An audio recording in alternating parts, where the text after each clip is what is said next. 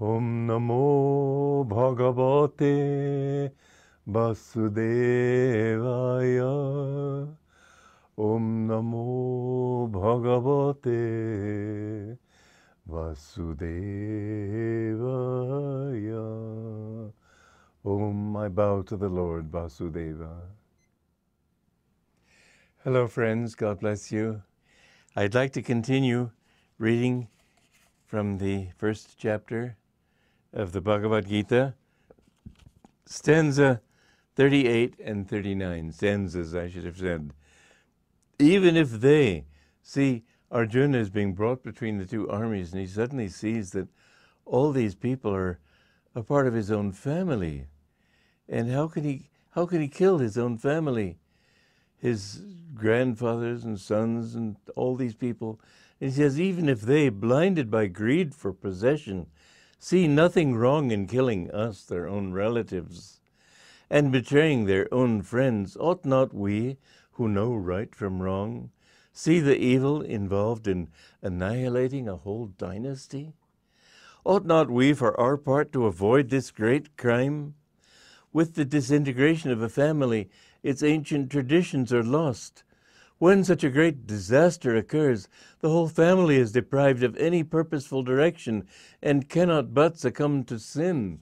There's a very important footnote here, and I want to read it because it's in the book that we've put out on the Bhagavad Gita, this first stanza, first chapter. Worldly people develop both in themselves and with their families a particular set of standards, behaviors, and beliefs which assist them in any confrontations that occur between them and other sets of values. Those personal standards give them a certain coherence in their own convictions, which stand them in good stead whenever they are challenged by others who hold different values, enabling them to put on a fine act of simply being themselves. The devotee's fear is that if these carefully developed standards become lost as the soul merges in God, no guideline will remain to him on which to continue guiding his life. And so you see that this worry that Arjuna is expressing to Krishna, it's obviously not Arjuna's worry, he's long beyond that, but he's expressing it on the behalf of us who are seekers of the truth. And we have these qualities that we think if we lose our the things that we've grown up to believe in, I lose my thought that I belong to a particular family and we have particular duties and responsibilities in society, and I have a duty to my work and my co-workers and all that. All of these definitions are self-definitions are false, but we've got to learn how to overcome them and to realize that the truth of the song of Swami Shankara, no birth, no death, no caste have I. Father, mother have I none. I am he. I am he. Blissful spirit, I am he. It's very difficult to overcome the delusion that you belong to a family and that it's mores or your mores.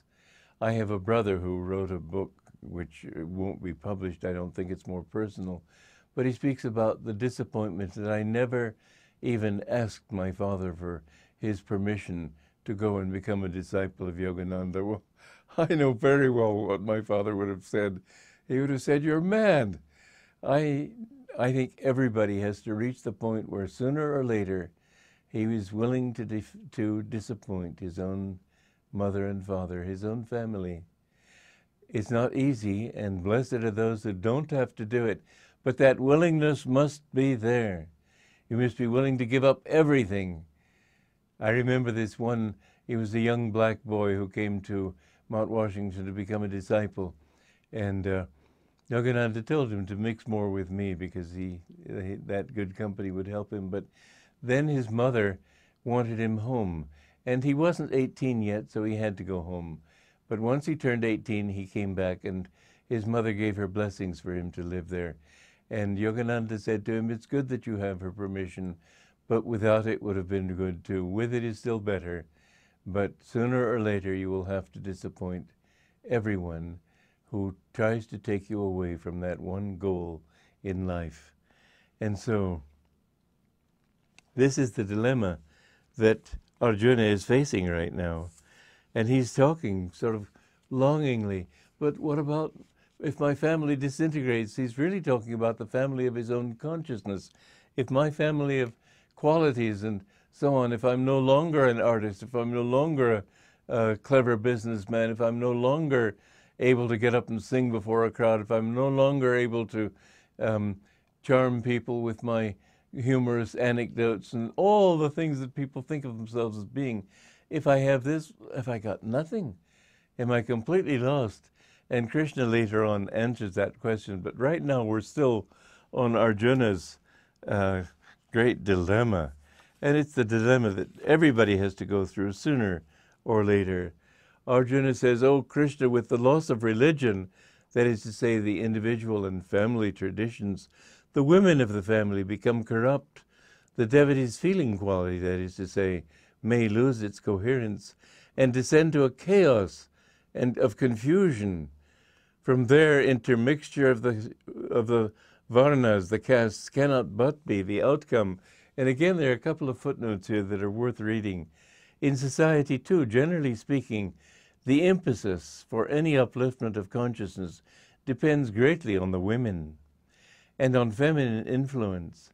Any society that refuses women proper respect is self-condemned to become or to remain backward and degraded. And I think that's a very important point to keep in mind. The tendency in the past has been, because it's all been physical, we've lived in a very material age. We've come out of that age into an age of energy now, and I can go into that one at length sometime, but not now. And but we've come out of that, and in that time of physicality, men were predominant. Only the priests, only men can be priests in the church, only men can be popes and cardinals, and in society it's usually men who are elected. And in fact, men's energy is more outward and women's is more inward, and even their sex organs indicate that. So men's tendency is to want to go out and do things, and women's tendency is more to keep the home well and so on. But you can't force people into those categories. And those who depend too much on going outward and accomplishing big things, those who in that thought despise women are despising one half of themselves, because really we are both male and female. There is no difference between the sexes. We're all one. You're a man in this life and a woman in your next life maybe, and all of these different incarnations are helping us to reach that point where we become completely balanced. You find that in that balance, you're no more man than woman, because you have feeling qualities and you have reasoning qualities. Both are necessary, but I would say that either one without the other is like a lame man or a man with only one leg. If you reason but don't feel, you can't ever reach the truth. It's like putting jigsaws together. It could be two different jigsaws and you're trying to put all of them into one. It doesn't work. And the heart quality, if you don't have the intuition, if you don't have that calm intuition that comes with heart quality, then you can get all emotional, explode, and get angry, and all those things that women tend to do more easily than men often. And women complain about men beating them up, and I think that's a disgraceful thing to do. But there's another aspect to it, as my guru said, a woman with a 6-inch tongue can kill a man 6 feet tall. So women get even in their way too. You can't really push one ahead of the other. But in society where they are equally balanced, in our Ananda communities, we have as many women in charge of things as men. There's no difference between the two qualitatively. So when Arjuna is saying, when the women are debased, all society loses, there's a deep truth in this. We'll come back to it shortly. Next time. God bless you.